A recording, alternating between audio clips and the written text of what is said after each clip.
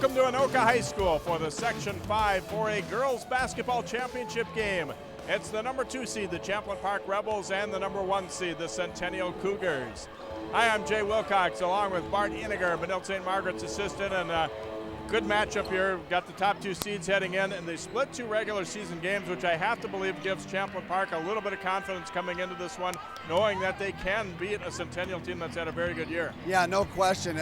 Anytime you beat a team like Centennial, who's had a great year, you got to have a little bit of confidence going into it. You hope that you just learned a few things from them the time you beat them, and you can build on those and really play well tonight.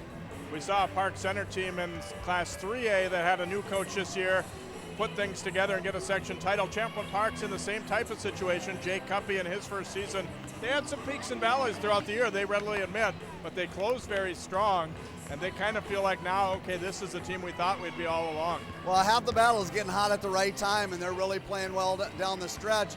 And Jake, I gotta give him some props here. He played for me back in the Minnetonka days, so Jake will do a good job tonight. He'll have his team ready to go. Greg Amundsen has a very veteran Centennial team too, and they're definitely hungry to get into the tournament. I think there have been a few other years where people thought maybe they would, and for various reasons they ended up getting knocked off. So they feel like this is sort of their destiny, I think, this year. Yeah, no question. Greg's done a great job. They just haven't been able to seal the deal, so to speak. So they're really looking to step it up here tonight and finish the job and get to the state tournament. All right, it'll be a good representative either way for Section 5, Champlin Park and Centennial coming up next.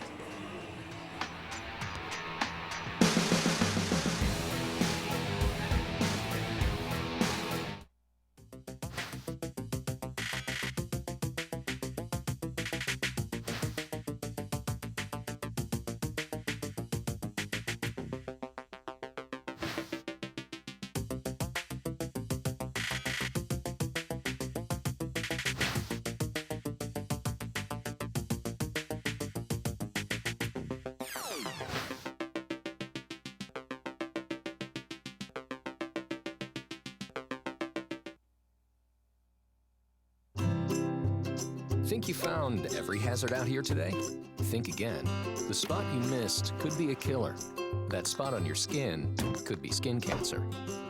If you're a man over 50, you're in a group most likely to develop skin cancer, including melanoma, the kind that kills 1 person every hour. That's why your best shot is to check for a spot. It's easy.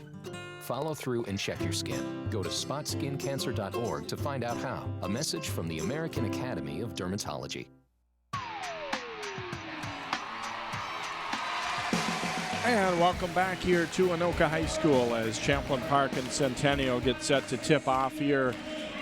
Intimate setting for this one, and you're playing at a regular high school, yes, but it's a loud crowd. It's a crowd that's right on top of you here. It makes for a pretty good atmosphere, I think, for these kind of games. It really does. You're right on. Like you said, they're right on top of you, and so it's going to get loud real quick. Get a band playing in the corner, and so great atmosphere. And Centennial's been here a couple years, so they know what to expect.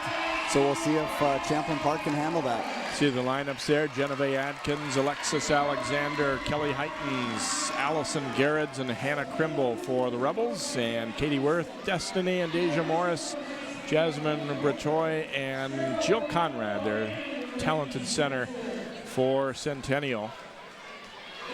No question they had a better year overall than Champlin Park, but when it's a one-night head-to-head deal, that kind of goes out the window a little bit. Yeah, you're absolutely right. You just throw the records out, and a lot of times it's who's hot coming in and who's playing well and who's going to play loose, and that's where Champlin Park might have a little bit of the advantage, where they can just be relaxed because they're the underdog, no question. Champlin Park survived a close one against Maple Grove in the semis, a 43-40 victory there in a low-scoring battle.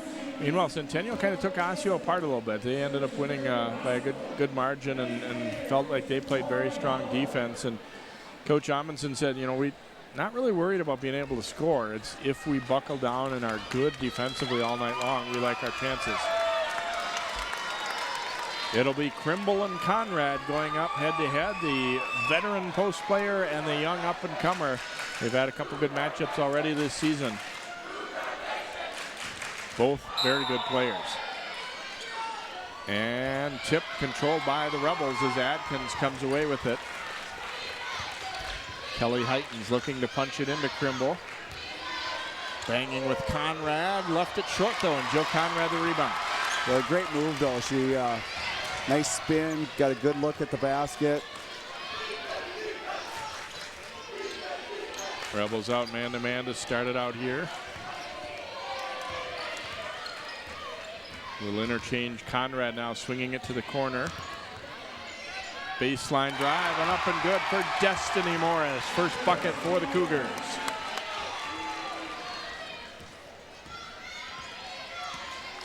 Nice little slide in there. Got the baseline drive and was able to slip in between the defender to finish it off. Alexander kicking it back out to Heitens.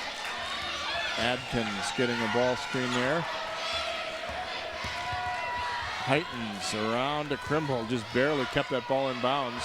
Now Alexander will let it fly for three, but it spins out. Adkins wins the fight for the rebound.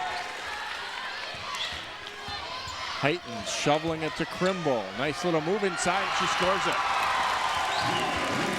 Yeah, great patience by Champlin Park. Moving the ball. A couple times they could have gotten an easy look, but worked for the best shot available and get an easy basket inside. Baseline drive, and Bertoy bothered on that one, left it short. Rebels looking to run it back, but the Cougars get back in the way.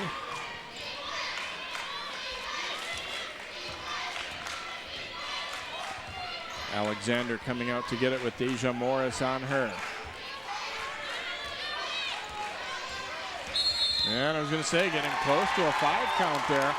And I was watching the referee right away and got the call. There's Jake Cuppy, the first-year head coach for the Rebels.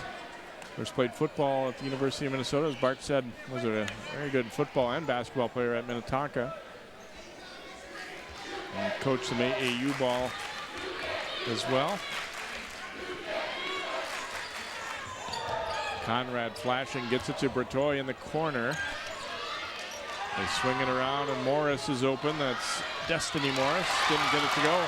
Heitens comes out of there with it. Ooh, that was a bucket saver there to get a piece of that one as Allison Garrett's was ahead of the field there. Might have had an easy layup. There's Greg Amundsen, the head coach, third year with Centennial and a long career in North Dakota prior to moving to the Twin Cities, and a very successful career in North Dakota. Tie up here, it will go Centennial's way.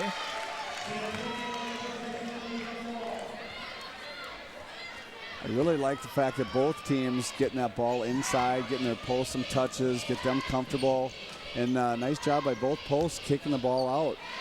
Conrad taking it at Krimble, didn't get it to go and didn't get a call there, and so the Rebels out of there with it. Still a 2-2 game here.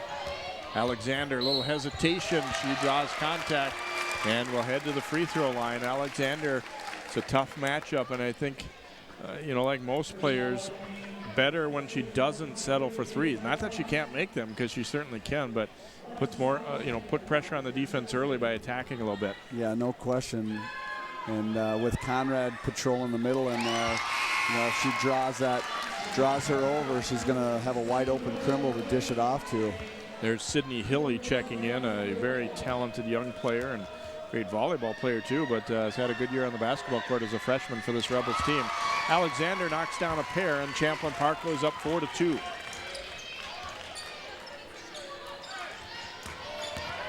Baseline drive, and Destiny Morris was fouled and will shoot free throws. Oh no, I'm sorry, travel call first. The official waited, I think, to make sure that they both had the same idea on that one. Yeah, Destiny was already standing at the line ready to shoot the free throws, thinking it was a foul. And you saw the reaction of Coach Amundsen. He couldn't believe it. I think it kind of added to it the fact that they waited so long, but wanted to make sure the other official didn't have a different call. Going to get a hand check there on Deja Morris, and that'll be quickly her second.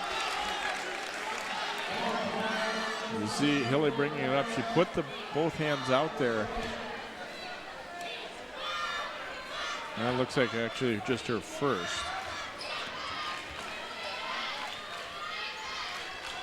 So the other one must not have been on her. Hilly swings it across to Alexander. A little crossover there, but good D to get back in it. No, I guess not. Foul call on Destiny Morris. Got her on the elbow on the way up, says the official. I think the refs are establishing right away that they're going to control it, make sure that the players know that we're not going to let it get real physical, but you hope they let them play enough that nobody gets into foul trouble and let the players play it. In hindsight, I guess they wish they would have, still put that shot up. It looked like she was rising up to shoot, and then it would have been a two-shot foul. Instead, they play it inbound. Here's Maria Sampson checking in for Champlin Park, coming off a knee injury suffered at the end of the volleyball season, but has come back to kind of like a mid-season acquisition. Obviously, had to kind of play her way back into being confident on that knee, but definitely valuable when you can bring an experienced big post player off the bench like this. And there may be some question on, should that have been a shooting foul, although I think they already inbounded after that. Now the question might be on who had those fouls. I thought there was two. The first two were on Deja Morris, and now I think they're double checking with the scorebook. I think Champlin Park might have said, "Hey, wasn't that?" Yeah, no question. I think I saw all the assistant coaches on Champlin Park's bench asking for who that was on, because that would be a big plus for them if one of the Morris girls had two on them. Yeah, and I thought the first two were on Deja and the last one on Destiny, but see, they got that sorted out now. So 4-2 Champlin Park. Tough defensive game so far. Both teams playing solid D. They go inside to Sampson, got it back out to Alexander. Sampson a little hobbled as she gets back up. Doesn't look like she's still moving, back to 100%. Hilly driving the ball, and we get a foul call on Centennial's J.C. Girding. And Girding, another player coming back from injury. So 4 fouls to 0, and I got to believe Coach Amundsen will be letting the officials know about that. A steal by Conrad there as she steps in. Ritoy thought about it, now gets it to Conrad, then right back out. Shoveled back for Conrad, then Heitens reads it very well and gets the steal. Heitens missing on the layup attempt. Hilly the rebound, and that's too hard. Kept alive by Sampson. They fight for it. It's out of bounds off of Centennial. Garrett's will come back off the bench here for the Rebels.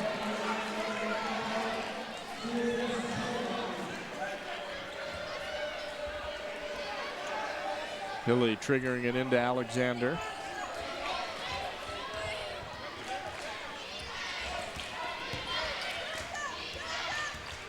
Adkins kicks it across to Hilly.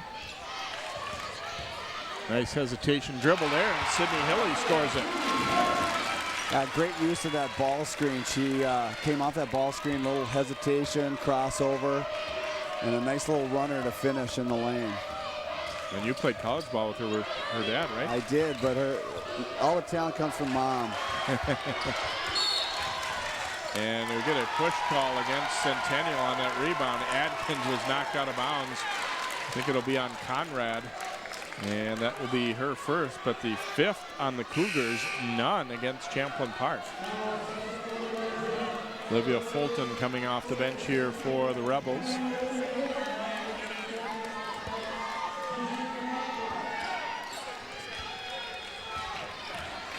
So Hilly will bring it up with a 6-2 advantage here for Champlin Park.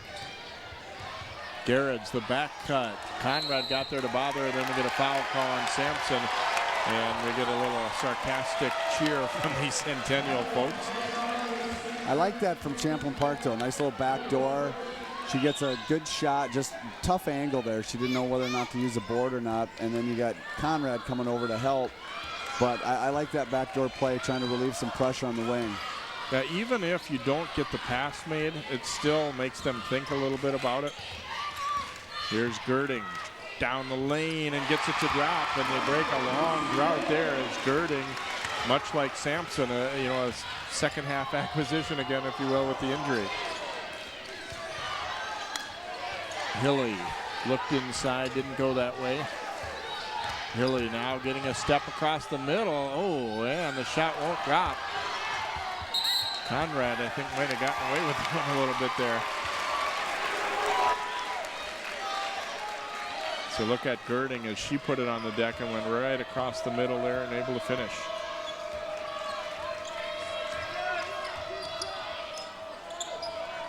Girding to Conrad at the baseline.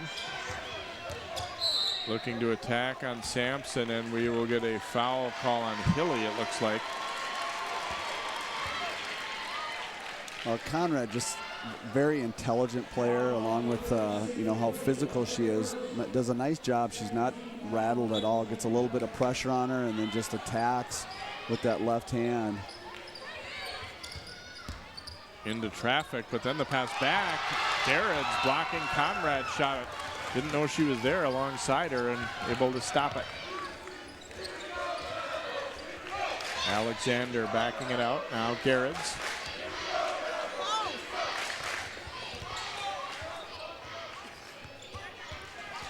Sampson puts it on the deck. Here's Garrett's. Centennial doing a solid job on D, but I like the way Champlin Park is being patient, getting good shots. Conrad not able to save that one. And this is where you're going to have an advantage for Champlin Park if they can come back in with Sampson and Crimble for just alternate those posts. Conrad has played the whole half up until this point, so that could pay dividends in the second half. They could wear Conrad out a little bit. Here's Crimble, and we get a traveling call as she got her feet tangled up with Sarah Groh, another big freshman for the Cougars, 6'2" freshman. And they get their feet tangled a little bit, and it ends up, yeah, you got half the gym wanting an offensive foul, half wanting a defensive foul, and then I'm not so sure. I think they maybe did get it right, though, with the travel. I think that was a good call. Also in for the Cougars now is Nan Glinsek, number 3. So they've gone 8 deep. If you're going to ask your players to work real hard on man-to-man D, you are going to need to sub some, and you don't want people coasting out there on D. To the corner, and it's going to be a travel. Little hop step to get herself set by Bertoy. It's a habit, I think, that a lot of players, especially girls players, have to cure themselves of, is that little hop. Some officials won't call that, but I think it is a travel. Yeah, that was no question. You took those 2 steps right there, and that's where you're right. Kids have to learn to get set up before the pass is even on its way. Steal here for the Cougars, and that'll be a travel call as Destiny Morris she realized she had lost the dribble and thought she got rid of the ball in time, but the official did not agree. Full court pressure here from the Cougars. Hilly to Fulton, and just got it to Crimble. So they didn't get a steal yet, but that was close. Here's Hilly attacking, kind of a wild shot there. Girding out of there with it. Cross court, Bertoy, shot fake and then fires and hits. 2-pointer ties it up. So a lot of defense early. Buckets hard to come by, but Jasmine knocks that one down. And then into traffic was Fulton. The tie-up will go Champlin Park's way. They're fortunate to keep the ball here. As we get another look, this hard to tell for sure who that pass was to, but they'll take it. She had 2 options there, but yeah, nice job of just skipping the ball over the top, making that defense shift, and then putting it on the floor for 15-foot jumper. Taylor Severn in for the first time now for Champlin Park, 25, and also Alexander returns. Well, and you're right, Jay, talking about the defense. A lot of times in these section games, what it comes down to is defense and rebounding. Crimble rebounding that miss, but can't get it to drop. Haley Hoffman, 15, is in now for Centennial as well here.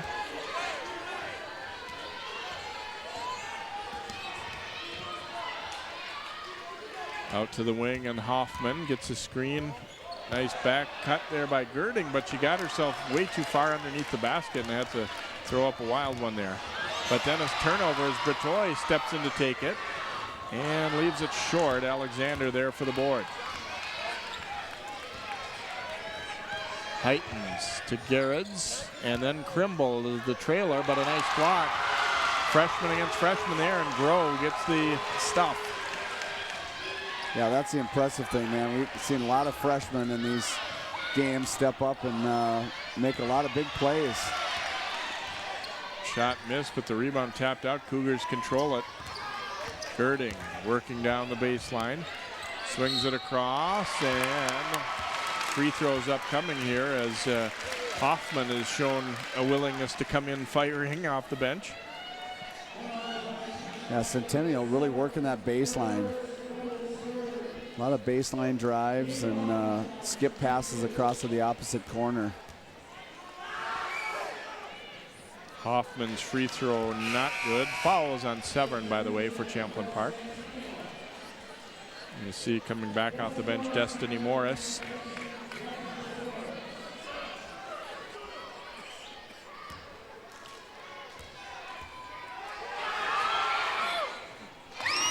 Second one is good for Hoffman. Those are the first free throws that the Cougars have attempted here. So a 7-6 Centennial lead.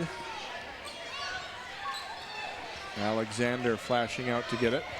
Little crossover and a runner, and that one's way off. Centennial would be very happy to see shots like that taken all night long. I mean, it's not one that Alexander never makes, but it's not an easy one. No, certainly not with you like the runner in the lane, just not a contested one. She had a hand on her. Tough shot to make. I think the fact that these teams, here's the jumper, and that's good for three by Destiny Morris. So the fact that these teams know each other so well, I think, is contributing to this lower score. You know, defensively, it's almost like they know what's coming a lot better than a normal game. You really study your opponent when you expect to play them again in sections too. Yeah, there's definitely a comfort level of both teams having played each other twice. Garrett's drives and draws contact as we get a look at that last three. Nice little penetration into that gap in the free throw area and kick out. Enough time for Morris to knock down the three. Garrett's missing on the free throw as the Rebels have now hit quite a drought here. They had 6 quite some time ago, and probably close to 4 or 5 minutes, I think, without scoring a bucket.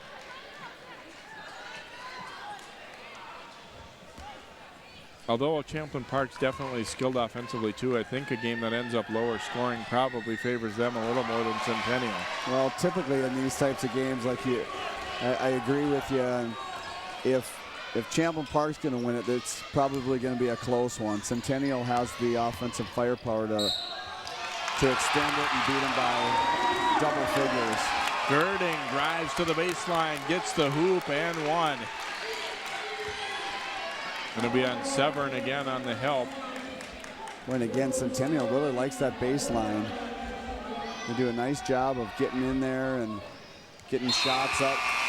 Tough angles, but they finished a few of them.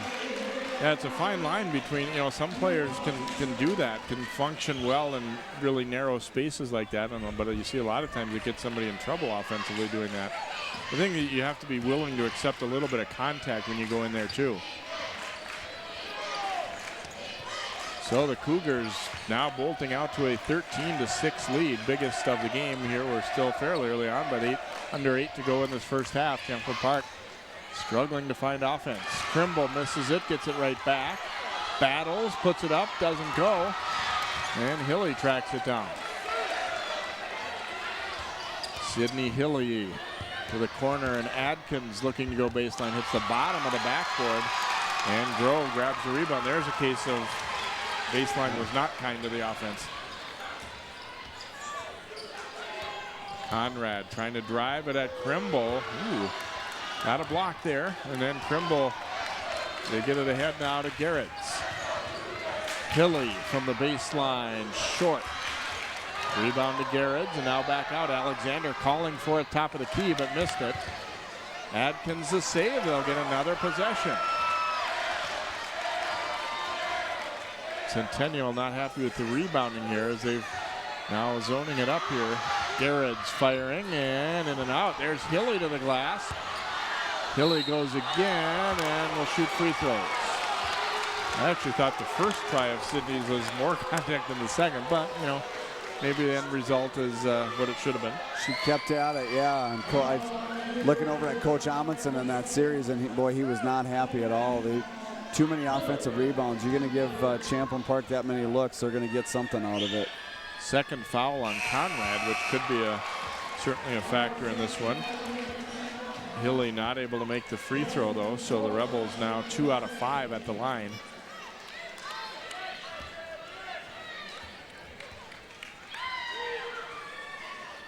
And Hilly finally breaks the long drought for Champlin Park, and that's the downside. The plus though, I guess you're still within 6.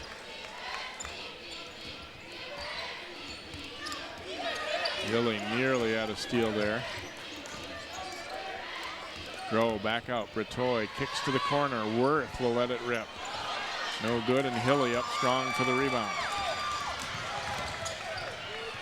Adkins from the left wing, in and out. Good block out there and allowed Grow to get to the rebound, and we're going to have a timeout taken by Centennial on the way back up court. So Champlin Park struggling to shoot the ball well. You give a lot of credit to the defense of the team in red also though too. Yeah, it's been, and you've seen the pace pick up here the last 4 or 5 minutes. Even though they haven't converted, it's been a much faster pace, and hopefully they'll start to click offensively. Didn't really see any upsets in this section based on the seeding anyway, as Osseo edging Cooper in OT in a game that we had for you on 12 Sports in that first round, and then Centennial took care of the Orioles. On the other side of the bracket, Maple Grove held off Mounds View, and Champlin Park smoked Irondale, and then a 3-point game in that semifinal with Champlin Park edging Maple Grove here to get to this championship game. And that's what you hope to see, is those 1 and 2 seeds getting hopefully a great championship game. And a drive to the hoop and a foul called as Destiny Morris looking to attack from the left side there for the Cougars, and she will head to the line.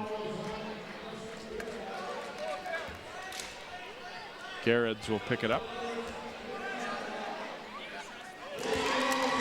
Destiny Morris, 6 points so far, leading all scorers obviously in this low scoring tilt, 14-7. Perfect again. I like the backspin on that too. Yeah, that's pretty backspin. Alexander cutting up the middle. She'll go to the left hand and couldn't get it to drop. Grow the rebound. Worth swinging it over. Morris. Destiny Morris too strong with that one. Tip free to Alexander. Champlin Park looking to run. Hilly. To the trailer, Sampson flashing in, left it short, got it back, and scores it. Not a lot of lift compared to what you used to have, but you can still be an effective player. Yeah, she's banging in there and does a nice job carving out a little bit of space and able to finish with that left hand. Girding down in the corner. Groh wants it inside against Sampson, turns with the left hand, no good, and Adkins up for the board.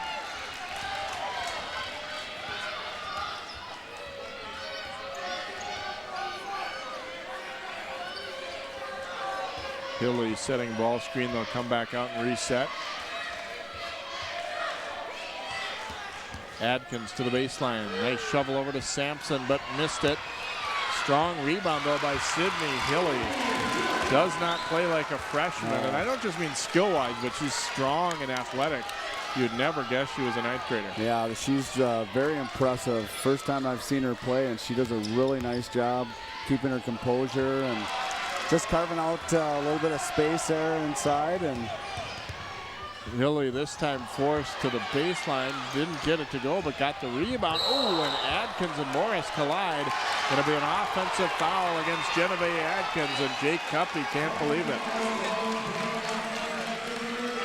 This is why a block charge is always a hard call. And I don't know that I would mark that as an agreement with that one, but. Well, and both refs looked at each other because they both had the call. And Always a tough call, that block charge call. And we have the advantage of looking at it a second time in slow motion too. Pass coming inside. We get a hold on that entry pass and heightens. You know, a lot of the fouls earlier were going against Centennial. Now it's certainly evened up. In fact, each team now has 7. So calling it fairly tightly here, but you have to adjust to that. Heightens picks it up. Destiny Morris shooting free throws, and after looking so good on the previous 2, missed that one. I think it surprised everyone, and Haley Hoffman gets the rebound. Hoffman firing it up in traffic. Kind of had shot on her mind no matter what there, it looked like. Alexander, and a foul against the defender as they bumped her a little bit. And looks like they're going to get Glinsick with the foul. And this is where a player like Alexander really becomes a bonus for your team, because she can attack the basket and get to the free throw line now within the bonus. She's attacked a few times, just come up empty, but now with them in the bonus, she can get to that free throw line and knock down a few. And she is now 4 for 4 at the line in Champlin Park, overcoming that rugged middle stretch of this first half. Now back to within 2 at 15-13. Destiny Morris driving it, shoots it up, no good. And Adkins there in the middle of the pack for the rebound. Adkins pretty tough. And Jake Cuppy's going to use a timeout. Adkins isn't all that big, but somehow in the middle of those scrums, she seems to come out with the ball a lot. So not the offensive explosion that we thought might happen with Centennial, but both teams, like we talked about at the start, felt like they needed to play really good defense in order to win this game, and both teams have played really good defense, with Champlin Park down 2, and they got to be happy with where they're at.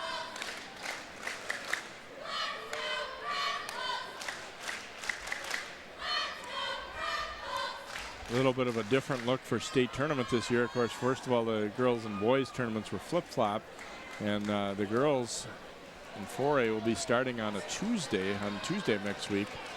So a few changes due to venue availability, really, with the Target Center.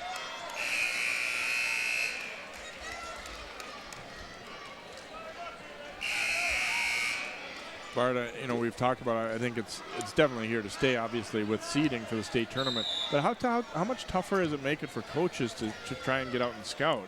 Is that a factor or not really? Well, it is. You know, so many sections play at different times, and you know, this is a late section. Those early sections like 6A, Eden Prairie's already won, so they can come out and scout and look. And so, and I know they do a tape exchange too, so you can get it that way. Hoffman just poked it away from Adkins.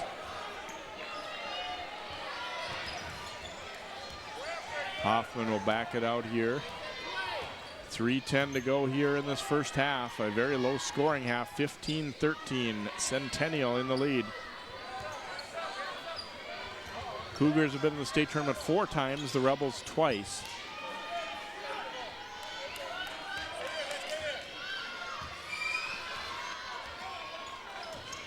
Ratoy flashing out to get it, has Adkins right up on her.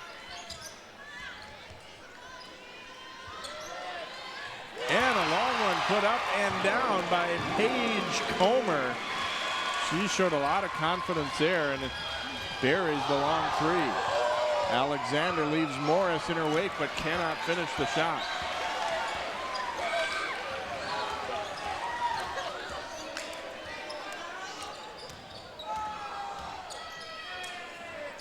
Here's Morris with it out on the wing, looking to drive it on Hilly. Pretty good D there, shot won't go, but tracked down by the Cougars. Glinsick. They're surviving fairly well with Conrad on the bench for an extended time. They might try to just get her to the second half still with 2 fouls. Yeah, I think that's definitely what they're going to try and do at this point. Sampson committing kind of an unnecessary one there, getting out on Comer, trying to play that pressure D. As you'll get another look at Comer. Hadn't been in the game very long and definitely showed some confidence to knock down that 3. Well, she did a good job of recognizing she had Sampson out on her, out on that perimeter, and Sampson wasn't going to come out too far. So good confidence in stepping up and hitting that three and extending the lead. Comer knocks down the free throw.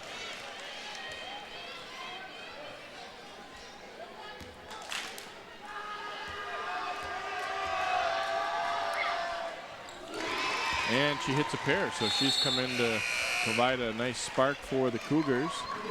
And again, another freshman. I'm telling you, these it's amazing to me how mature these kids get so quickly, and I think a lot of off-season work really gets these kids ready a lot faster, and you can use them as freshmen, and they do a great job.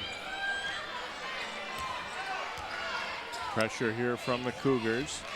Their lead ballooning back up to 7 now. Heightens firing from the baseline, misses that one. Worth the rebound, looking to throw it ahead. Nice pass to Girding and fouled by Heightens. Well, if you're talking football pass, that thing that split the defenders just perfect, right in the breadbasket there. And when she first threw it, I thought, I'm not sure I like the odds of this one getting there, but when you can put it right on target. And not only that, it was a one-handed pass while she was moving. That's a tough play to make. Girding makes the free throw. Whenever you kind of get a hard foul against you, you really want to make at least one like that. Now they miss the second, but get the rebound back. So Centennial with a minute and a half to go, stretching it back out. Bertoy's open for a three, and she's a good shooter, but didn't get that one. And Alexander fouls Worth on the rebound.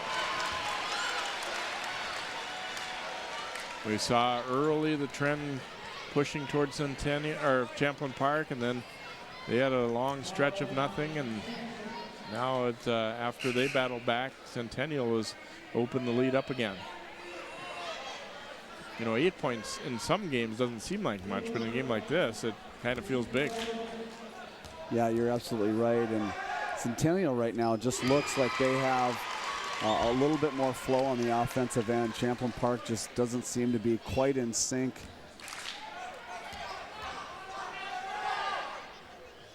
I think in some cases they're playing into what Centennial wants them to do. They're funneling them to certain spots, and Champlin Park's kind of falling into taking the bait, if you will. Hilly to Alexander. They have to worry about a 10 count here, but she gets it in. And the pass are tipped. Nice job to get a hand on it by Comer, and then into the hands of Sarah Groh. Bertoy to the baseline.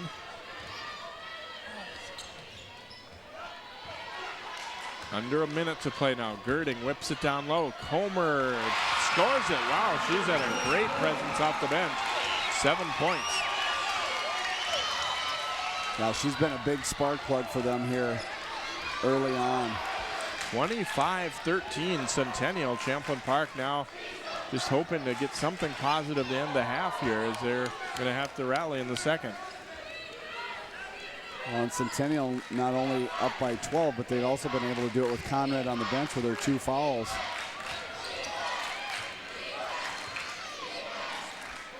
Down to 20 as Heightens hands it over to Alexander, but Kruger switching that up on top. Gets a screen from Sampson. Alexander knocks it down. Her first bucket. They needed that one badly. Now the Cougars a chance for a last shot. Girding. Bertoy fires the three. Not good, and that's how the half is going to end. A pretty good first half for the top seed. At halftime, our score, Centennial 25, Champlin Park 16. We'll have our first half highlights and then our second half for the section title coming up right here on 12 Sport.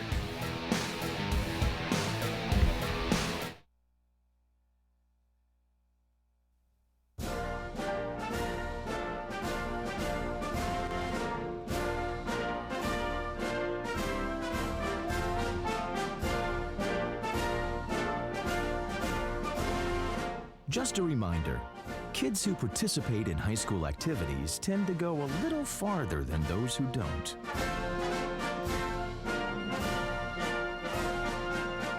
Take part. Get set for life. National studies show that students who participate in activities like music, sports, and drama not only have better grades and attendance, but they develop the character to handle adversity, the grace to accept defeat, and the self-confidence to start over.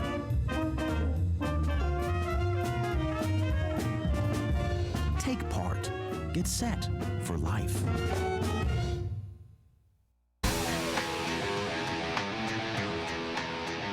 9-point lead for Centennial here at halftime of our Section 5 4A Girls Basketball Championship as we check out some of the highlights from the first half. And pretty defensive half. Took a while to get the scoring going a little bit, but Destiny Morris hitting the three there for the Cougars. And then a nice baseline drive here by Girding. She gets the hoop and the foul, and that was kind of right during that stretch where they started to take over a little bit. Coming off the bench, hitting was Paige Comer, the freshman. Nice little pass there over to Krimble, and she got it to go, but didn't find a lot of success inside. Sampson missed his first one, but gets it right back and scores. And Hilly, a nice crossover there, and scoring off the glass on the run for Champlin Park.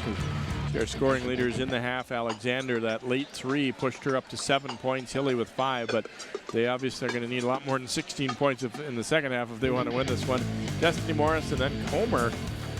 High points per minute ratio there. She scored 7 in probably about 5 minutes of play. Girding also off the bench with 6.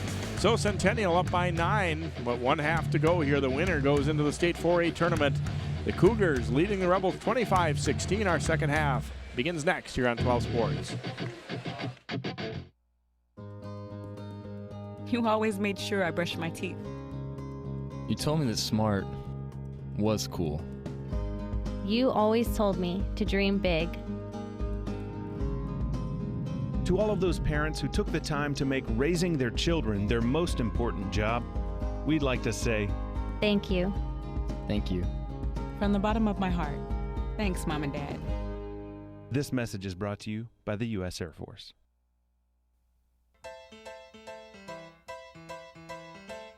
I never thought I'd miss you half as much as I do. It must be love, love, love. It must be love, love, love. Nothing more, nothing less. Love is the best. It must be love. It must be hospice.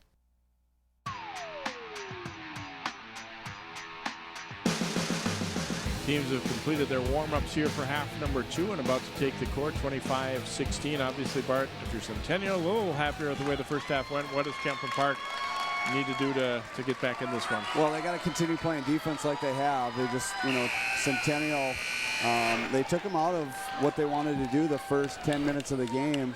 And then offensively, they got to continue to pound the ball inside, be patient. And hopefully they can get Alexander started a little bit. She hit that 3 at the end of the half there, and hopefully she can get going because she's a spark plug for them. Inbounded to Worth, and here we go for half number 2. Bertoy coming out to get it. And they dump it back inside. Conrad, who sat a lot with foul trouble. Deja Morris driving. Missed it, but then the putback led by Conrad. And for Conrad, her very first bucket of the game. And that's a good sign for Centennial, getting her started early here in the second half. Sometimes if you sit a lot, you get out of rhythm and have a tough time getting into it. Krimble got good position but couldn't finish. And the Cougars looking to push it back the other way. Deja Morris driving, and Garrett's fouled her, and free throws upcoming. Yeah, just got her on her hip there. Did a nice job of using her body to get into her a little bit and draw the foul. Deja Morris did not score in that first half. Her sister had 7. Makes the first. So Cougars go up by a dozen. Got a very experienced team. I mean, the Morrises and Conrad, 3-year starters. And seems like we've been calling the same names for their team when we run across them playing against, Champlin Park, Osseo, Maple Grove for the last few seasons. Also want to welcome viewers watching on North Metro, Channel 15, to the Centennial area, getting our broadcast tonight as well here. So Cougars up by 12 as Heitens throws it to Adkins. Alexander into the lane, blocked from behind. It will stay with Champlin Park. Good drive by Alexander there. I like the fact that she caught it, attacked, just didn't know the defender was behind her, but that's the kind of shot you want her taking.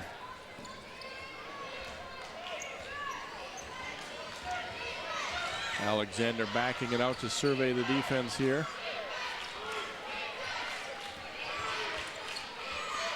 Crimble at the high post. They get it to her now.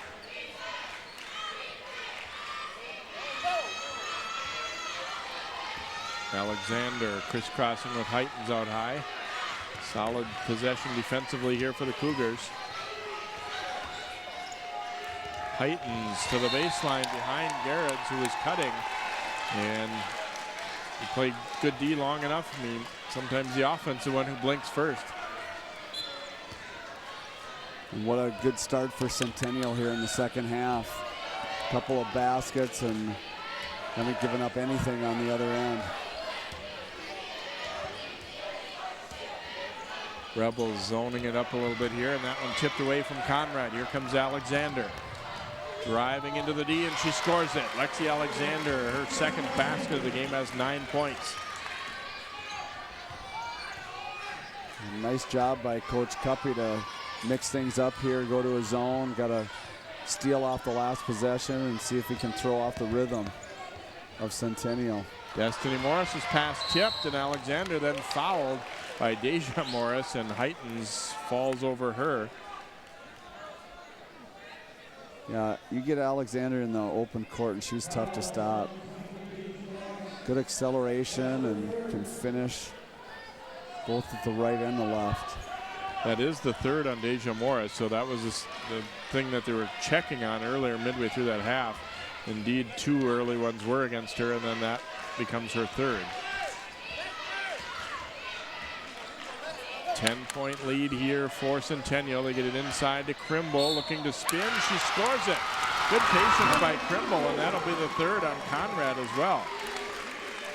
Yeah, Champlin Park setting a lot more high ball screens up there to free up Alexander, which then Crimble rolled, did a nice job, and got in deep and was able to, like you said, be patient on the move and get the chance for the end one. I think she needs more touches in the second half. They're going to be good for them. Didn't get that free throw to go, though, but Adkins scores it with an acrobatic shot. Now back the other way, quick drive by Deja Morris, and then off her feet in a hurry to grab the rebound, scores it. Just when Champlin Park gets excited a little bit, the Cougars answer. Yeah, what a momentum change there. Champlin Park with, 4 quick points, and then a quick basket by Centennial to return the favor. Jake Cuppy's using a timeout as we watch Adkins here get to it, and then nice.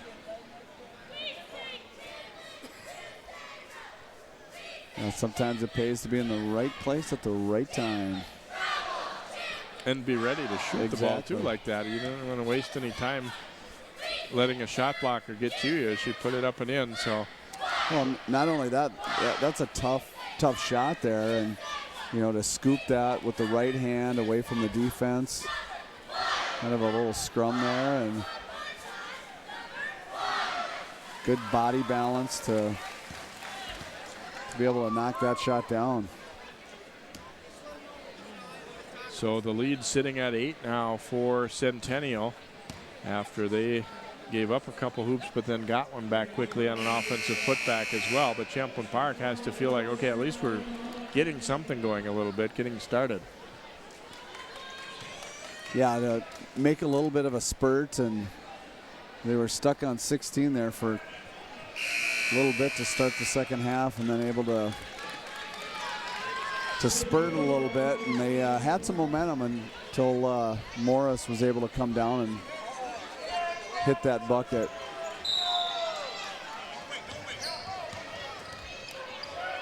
Inbounded to Hilly, but then knocked away. Destiny Morris over to her sister, Deja Morris from the baseline. A little pull-up, and it's good. First half it was Destiny, second half Deja heating it up. Nice to be able to have that option. And Alexander's pass into traffic, tipped out by Centennial. Apparently there, it was close. Well, that's just a nice, she just ripped that ball through one step and pull up. That's a tough shot, especially on that baseline. She made it look easy. Hilly up for grabs. Worth swats it, and Conrad up with it. Champlin Park, a poor inbounds look there.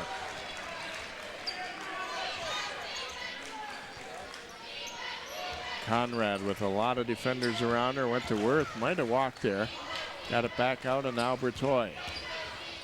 On the drive, Krimble a block, but a foul with the body. And Bertoy will shoot. It looked like she really got off balance there.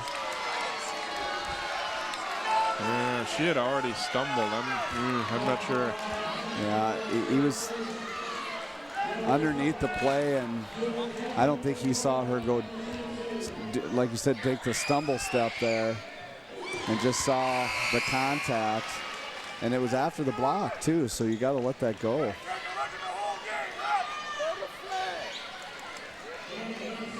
Bertoy hits the first free throw. Girding coming in off the bench along with Glinsick for the Cougars. The way their bench was effective in that first half.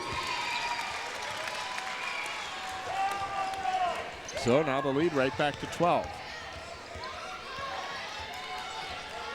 Alexander pushing it up court.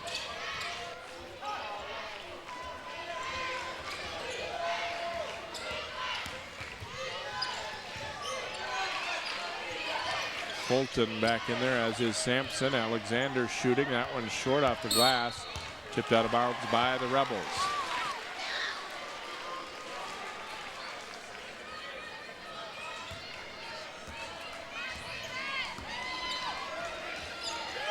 Girding gets it to Conrad, attacking between the defenders, but missed it with the left hand.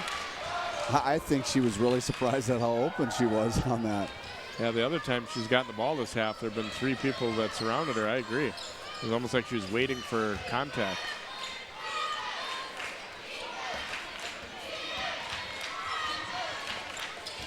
Hilly spinning into the middle, kicks it over to Adkins. Now Sampson getting good post position, but missed it. And Bertoy out of there with the rebound. Throws it ahead to Girding. Nice pass. Girding, beautiful feed to Morris, but she missed. And then Conrad is fouled. Boy, nice pass over the top there, and then nice find here. Just a little too short on it, but you got Conrad following the play, doing a great job getting the offensive rebound. Foul went against Sampson, even though Fulton ended up with the worst of that collision there. Conrad's free throw is good. Severn will come back in.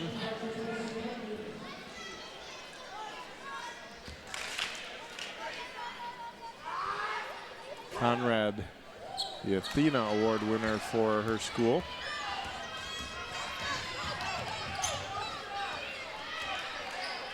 Hilly dumping it into Sampson.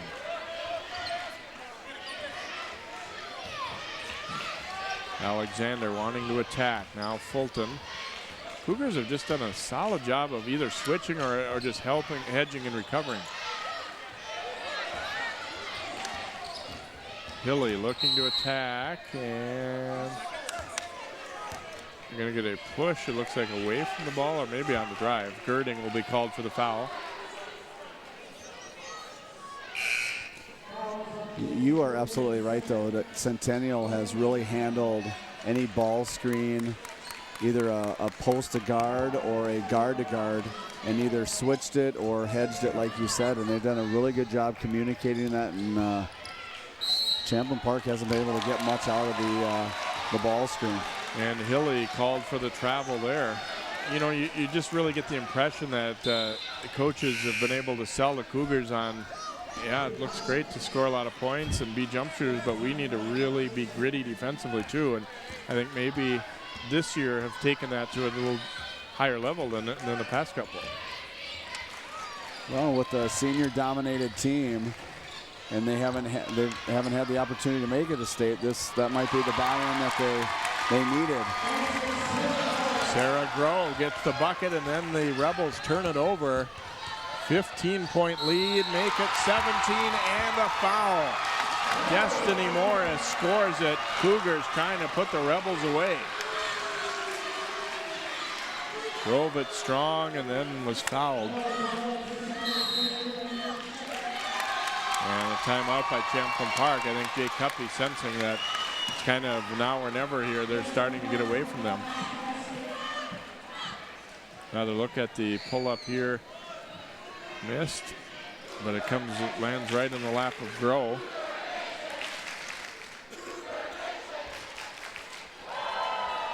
So yeah, tough sequence of events there for Champlin Park at the offensive rebound, and then they get a quick steal and another basket, and then another chance to extend the lead with the free throw.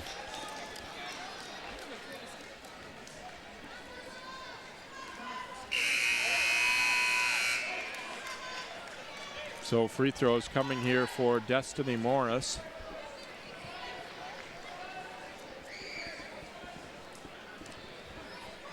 Or one free throw, that is, after hitting that layup.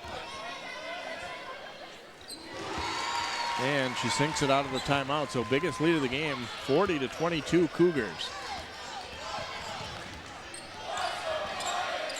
Alexander has to pick up the dribble and is tied up by Morris.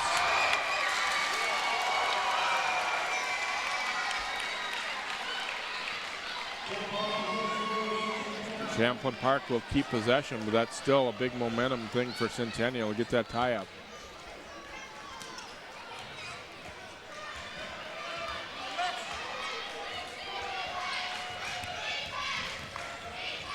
Alexander forced back.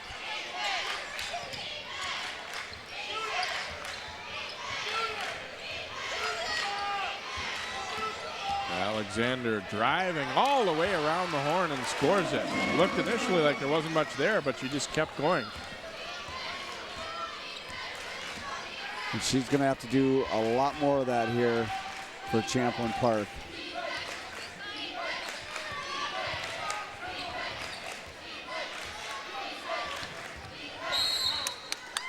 And a 5-second call. Coach Amundsen, I better just hold my tongue. There is no way she was close enough to her for that 5 count to continue there. Everybody's interpretation of 6 feet is much different. But I agree that she didn't seem like she was even close to 6 feet. Gare has, a dangerous pass, and Alexander winds up with it. Severn in the corner is going to shoot a 3, and she hits. Taylor Severn popping a 3-pointer for Champlin Park. Still down, but it's a spark. Gets them going there within 13. Oh, and Champlin Park's got to take some chances there. You know, you get a look at a 3, you know, make or miss. You've got to take those opportunities. She had a nice look, little jab step. And if you're going to get yourself back into the game, those are the types of shots you're going to have to hit. Linsick not able to get the free throw to go. Bertoy coming back off the bench here for Centennial.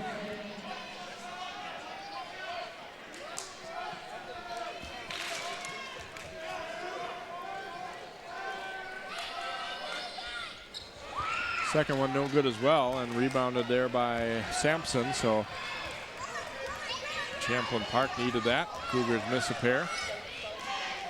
In it goes to Sampson. Attacks and scores against Groh. Went right at her.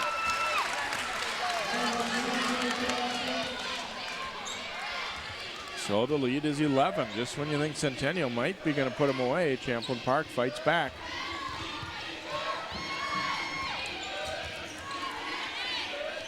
Deja Morris just inside the 3-point line, misses. Sampson coming up big.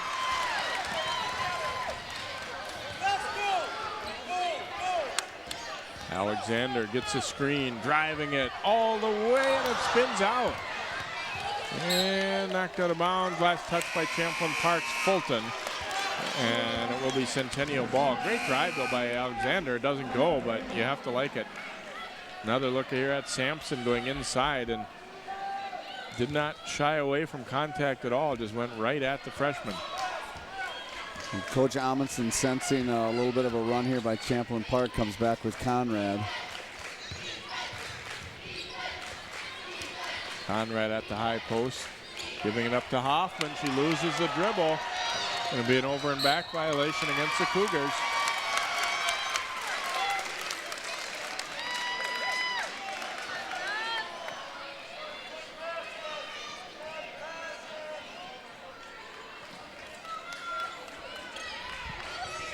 Fulton inbounding to Severn in the corner here. Champlin Park a chance to cut it back to single digits. Garrett's driving is fouled.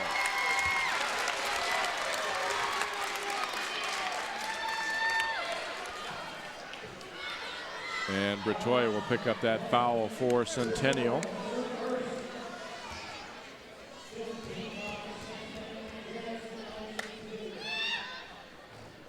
Garrett's short with that first one. She's 0 for 3 at the line here this evening, looking for her first point. And makes the second one. So it's a 10-point game at 40-30, and you know, you look up at the clock, there's still a lot of time left.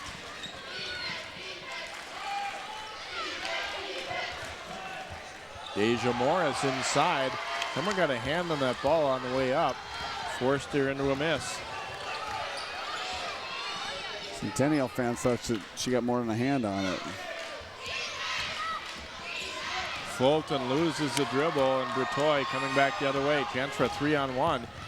Over to Morris, who spots up on the baseline, and Deja Morris hits. Maybe not what you would have thought that she would do, flare out there, but like that open look. Turns a 2-footer into a 10-footer. Alexander back out to Severn. Fulton will give it here to Garrett. Looking to drive it, and she scores. She's full speed ahead when she sees an opening there and takes it in.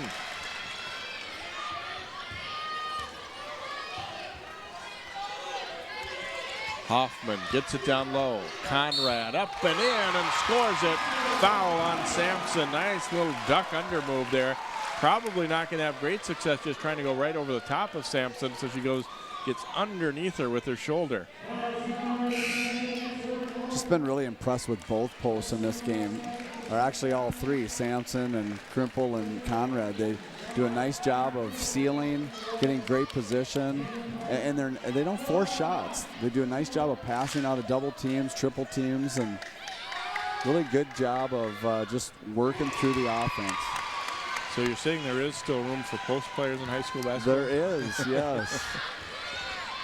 45-32 now. Cougars push the lead back up to 13 on that Jill Conrad three-point play. Adkins shooting up a three, won't go. Conrad wins the fight for the rebound. And almost throws it away, but we get a foul call as they bump into Deja Morris. I think it'll be Severn who picks up that personal.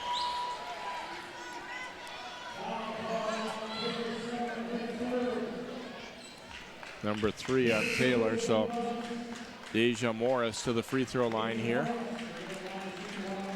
Heightens back in for Severn here for Champlin Park.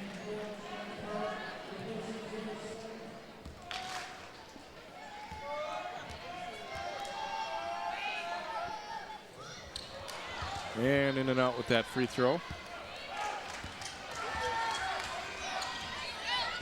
8.5 to play here in this Section 5 4A championship. Centennial leading Champlin Park 45-32, and Conrad giving a shove to the back of Krimble there and picks up her fourth. And I admit I didn't see what led up to it, but it was a little not a great idea by Conrad there when she already had three. She really looked like she gave her a pretty good push in the upper back. Into Adkins, no, but was fouled. I was just going to say, boy, he's taking a chance leaving Conrad in.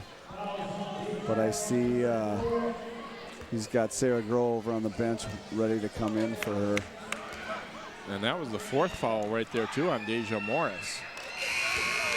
Champlin Park not really helping themselves much at the free throw line here tonight, though, with the exception of Alexander, who's 4 for 4, but been a little hit and miss, more miss than hit the rest.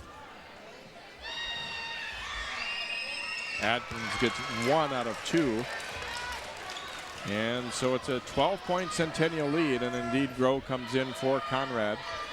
Deja Morris also checking out with that 4th personal foul.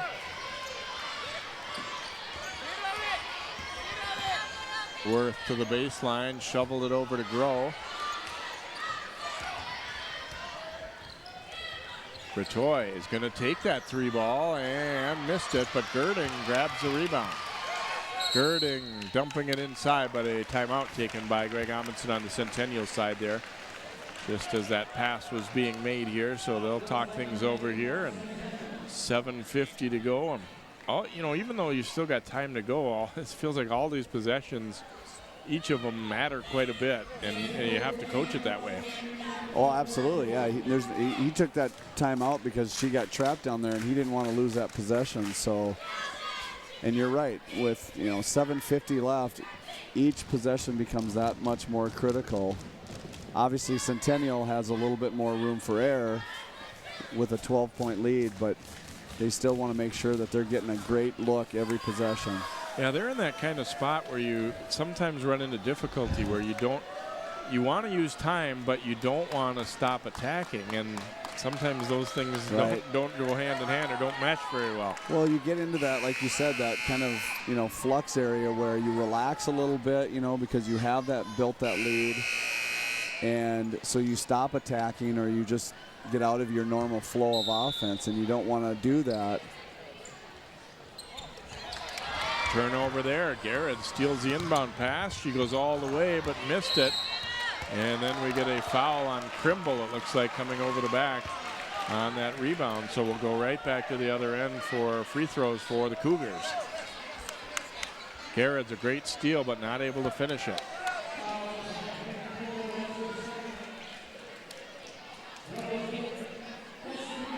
So Destiny Morris to the line where she is 3 out of 4 this evening. Well, that's a great turn of events for Centennial. After turning it over, they get not only the miss, but now they get a chance to extend the lead with the free throws.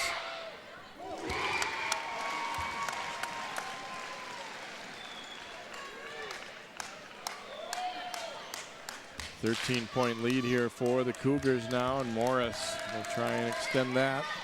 And she buries a pair. So 47-33 Centennial, and subbing in now for Champlin Park is Hilly for Krimble. So now they go without either of their big post players. Alexander being hounded by Morris.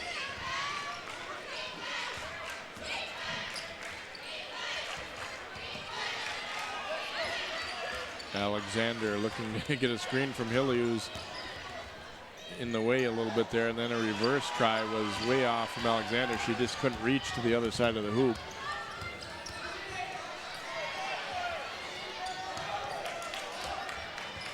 Cougars content to bring it back out and reset here with this 14-point lead. Bretoy. Backdoor cut, but Heighton's got a piece of the pass.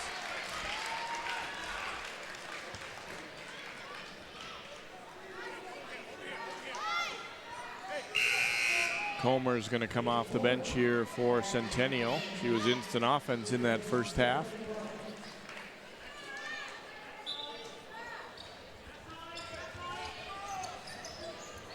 Girding triggers it in. Bretoy driving into the middle. Groh is open. The lefty nails it. Nice little out of bounds play there. Clutch bucket for Centennial. They go back up by 16. Now Garrett's cutting through the middle, and it's just going to be ruled out of bounds off of Champlin Park. If you're a Rebels fan, you felt like it was a trip, but the officials didn't see it that way, so Centennial possession.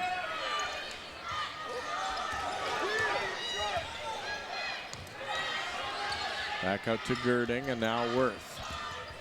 Worth cutting to the middle, scoops it up and in. Not a bad time for her to get her first field goal of the night. Now Hilly will pop a three. Not there, and Bratoy the rebound. So an 18-point Centennial lead, 6:15 to play, and we're going to get another timeout taken by Centennial right here. This is where it's dangerous for Champlin Park because they got to really extend that defense, trying to create some turnovers, get some steals, but it also leaves them vulnerable on the inside for penetration and easy baskets like you just saw. So Coach Cuppy coming back in with a post, bringing Sampson back in, try and give a little bit more interior defense.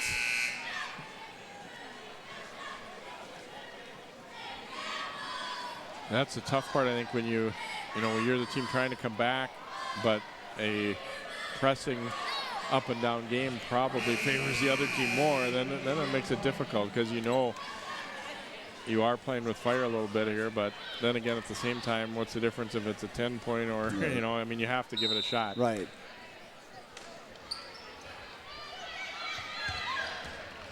Yeah, 18 points with 6 minutes left. You're going to have to just hope you can make one more spurt and get yourselves back into it. Bratoy the miss, and she went to the floor very hard there and then tipped out of bounds by Centennial. Looks like Jasmine might be injured here.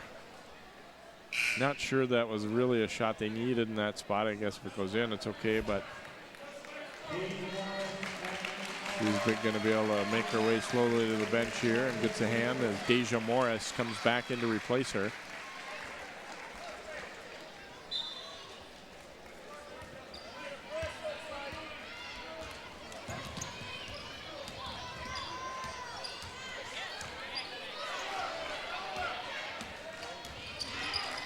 Alexander out to the right side. They wanted to go to the post. Now Hilly driving it. Tough scoop, and she is fouled and will shoot free throws here.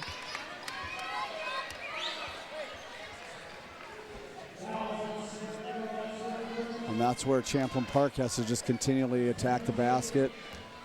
Not only you get the clock stop, but you also get a chance to cut into that lead. And what will start to happen too is if you continue to drive like that, Centennial defenders will start to suck in a little bit, and then that's where you have the kick out for the three.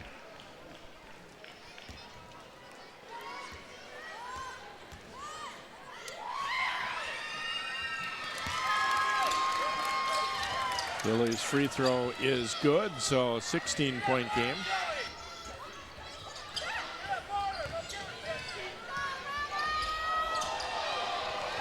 Girding.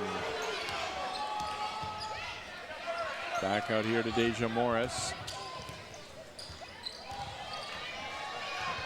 Centennial spreading things out here, trying to make the Rebels chase them, and wisely so. Deja Morris had it knocked away, and Alexander up with it. Spots Hilly to the corner. Adkins fakes a three and drives it instead, but missed it. Nice attempt there, but couldn't finish. Yeah, that's exactly the kind of possession you're looking for. You just got to be able to convert those. Back out to Girding. Alexander got the hands into her and will be called for the push. That's her third and ninth team foul, so still a 1-and-1, but this will be the last time it's a 1-and-1. You see wholesale changes for the Rebels here. They bring in 4 new players. Garrett's, Crimble, Fulton, and Severn all come in.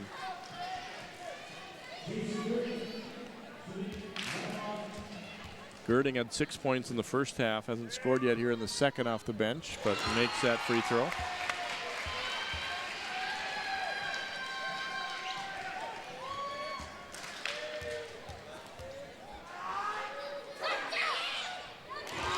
And goes 2 for 2.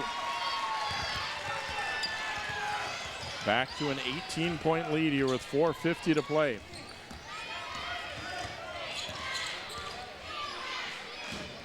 Garrett's down the middle, slams it off the board. Deja Morris ahead. Girding will have an easy layup, and she finishes it.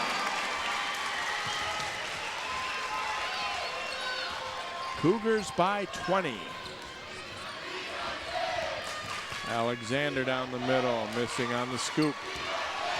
Now Deja Morris.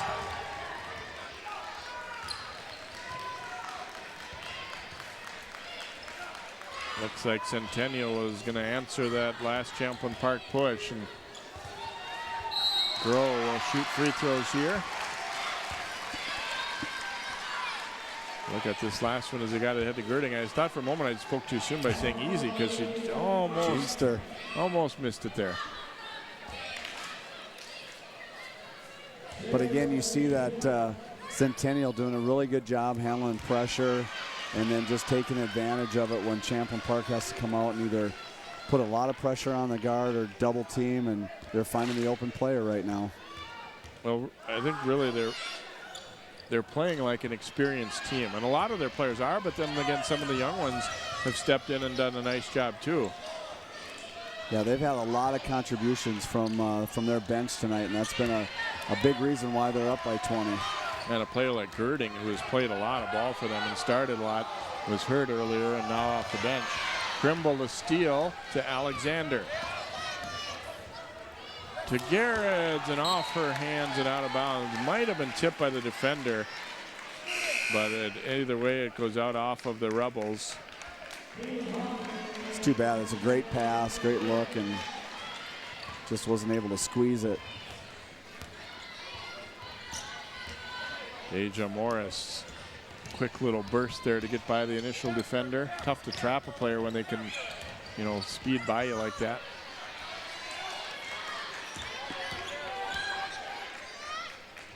Little keep away time here for Centennial, 3:20 to go. And off of the foot of Morris as Fulton reached in and got a piece of the ball. Conrad will check back in for Groh. And Bratoy coming back in.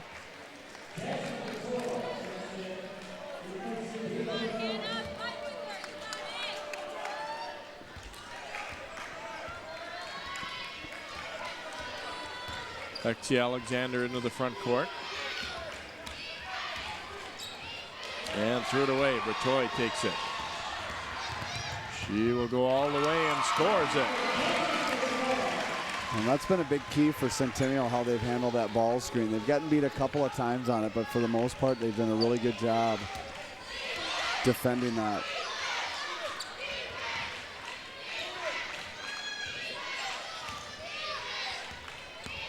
Garrett's down the baseline, was fouled, and will shoot free throws.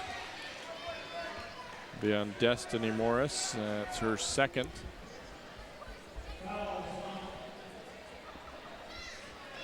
Or maybe third, it looks like they've got on the board anyway. So Garrett's will. Free throws here for Allison. Bounces in and out. More big changes for the Rebels here as Adkins, Sampson, Hilly, Heitens come back in. They're asking them to chase around a lot now, so they're trying to keep fresh players in.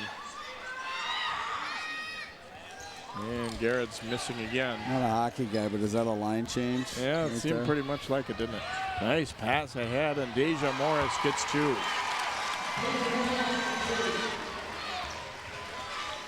(59-35). Here's Garrett's from the baseline. Won't go. Conrad able to hold Sampson off of that rebound. Over to Bratoy for the jumper, in and out. Conrad boards it, and her try won't drop. And then a tie-up as Conrad and Sampson battle for it. Rebels will get it back here, but it's going to be too late for their cause right now. Just 2:11 to go.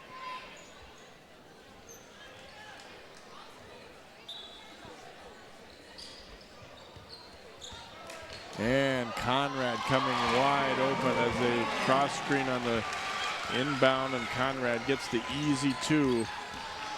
Cougars have blown this one open. Sampson shot up and in, and she'll be shooting free throws, or a free throw. And they're going to get, is it Conrad? Might be, or is it?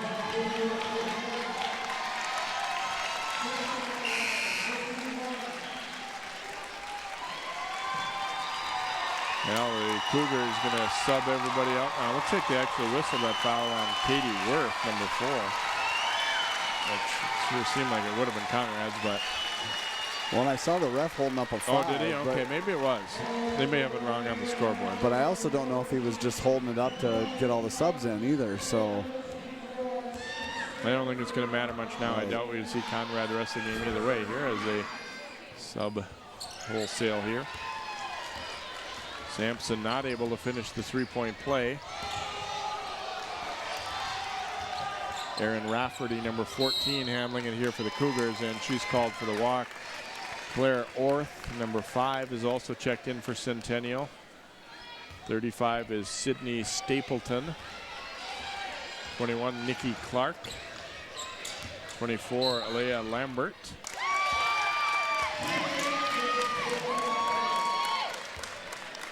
They will count the bucket there for Adkins on the drive.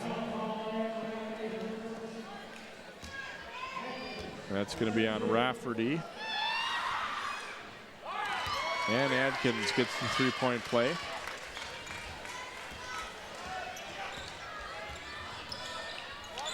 (61-40). And they'll keep on firing. Won't drop that time for Stapleton. Another try. And now the Rebels looking to run it back. Severn to Alexander.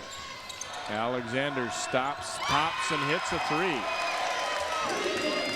61-43.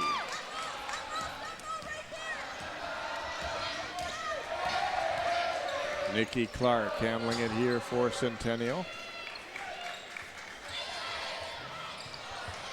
That try won't go from Orth. Sampson the rebound. And a timeout taken here by Champlin Park. I think it might be to clear the bench, perhaps. Maybe not. Not sure, but. No, I guess not.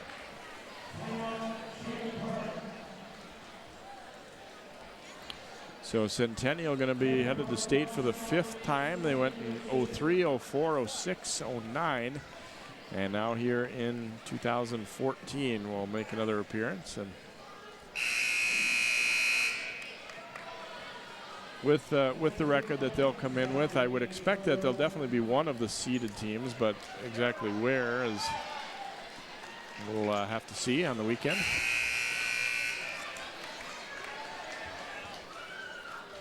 Yeah, some teams ahead of them getting knocked out. Hopkins, one of them, and so Centennial's got a good shot at one of those top 3 seeds. Adkins to the baseline. Sampson short with that one. Centennial has put some of their starters back in. I was wrong about Conrad being done. And it's out of bounds off of Champlin Park. Cougars will inbound. I think they didn't want to end the game on a bad note with their subs being overwhelmed by Champlin Park starters. So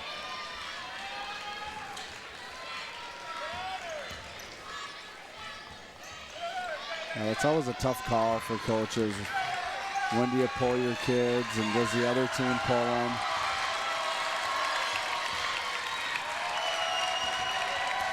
I always feel like if you're the team that's way ahead and you pull yours, it's kind of aggravating when the other team starts to dominate your backups. Right.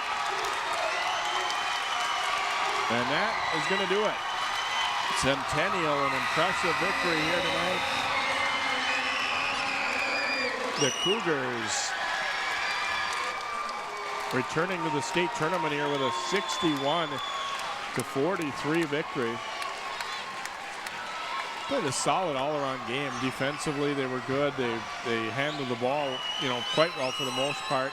After giving up some early offensive rebounds to Champlin Park, they kind of buckled down in that part of the game too. And also, what I think is impressive about them is, more weapons maybe than a lot of teams have. They brought some players off the bench that definitely made contributions. They weren't just the hold your breath until you can get the starters back in, which yes, that's part of the game too. Right, and tale of two halves for Centennial.